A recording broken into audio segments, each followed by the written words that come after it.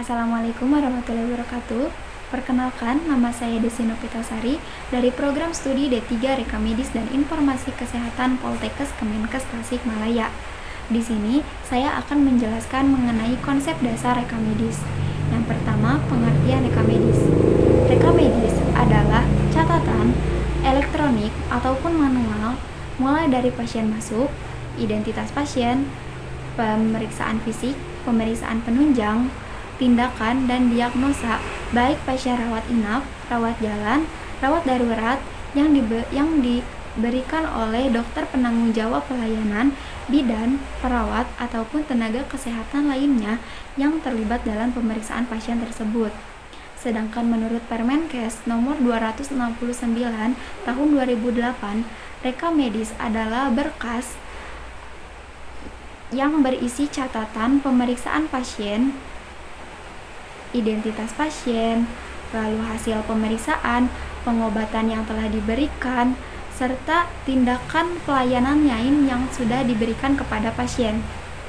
Tujuan reka medis itu untuk menunjang tertib administrasi dalam rangka meningkatkan pelayanan kesehatan di puskesmas, rumah sakit, dan dokter klinik. Lalu tujuan reka medis. Tujuan reka medis ada 6, biasanya disebut dengan Alfred. Yang pertama ada administrasi. Reka medis bernilai administrasi karena di dalamnya terdapat wewenang dan tanggung jawab sebagai tenaga medis dan paramedis dalam upaya tindak pelayanan rumah sakit. Lalu selanjutnya ada legal. Reka medis bernilai hukum karena di dalamnya terdapat kepastian jaminan hukum atas dasar keadilan. Lalu selanjutnya ada finansial. Reka medis bernilai finansial karena dalam reka medis terdapat data atau informasi yang bisa digunakan sebagai aspek keuangan. Selanjutnya ada riset. Reka medis bernilai penelitian karena bisa dijadikan sebagai bahan penelitian untuk pengembangan di bidang pendidikan. Selanjutnya ada edukasi. Reka medis bernilai pendidikan karena bisa dijadikan bahan atau referensi untuk pengajaran pada profesi di bidang kesehatan. Selanjutnya ada dokumentasi. Reka medis bernilai dokumentasi yang harus didokumentasikan sebagai bahan pertanggungjawaban atau penyedia bahan bukti untuk laporan ke rumah sakit. Selanjutnya habis kegunaan itu ada kepemilikan reka medis. Kepemilikan reka medis berdasarkan Permenkes nomor 269 tahun 2008 pasal 12 itu berkas reka medis adalah milik rumah sakit, tetapi isinya itu adalah milik pasien.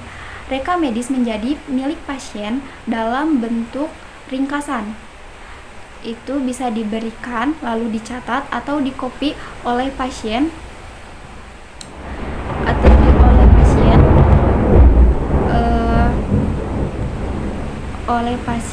atau oleh keluarga lain yang diberi persetujuan oleh pasien yang bersangkutan.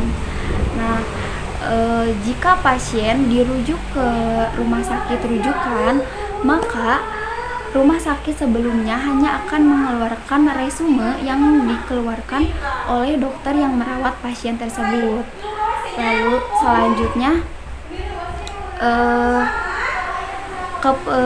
selanjutnya pemanfaatan reka medis.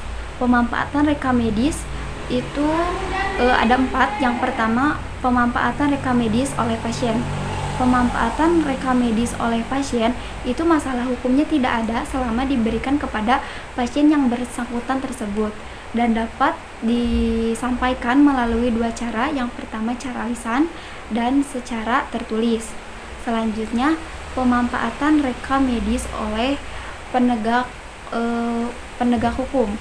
Pemanfaatan rekam medis oleh penegak hukum dapat dilihat dua perkaranya. Yang pertama, perkara pidana, berarti yang berhak untuk meminta rekam medis adalah hakim ketua dan hakim ketua untuk dibuka di depan persidangan.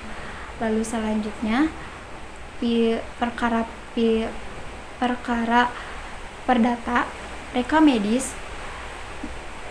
Pasien berhak untuk meminta rekam medis untuk melengkapi dalil-dalil persyaratan untuk menggugat rumah sakit atau dokter tersebut.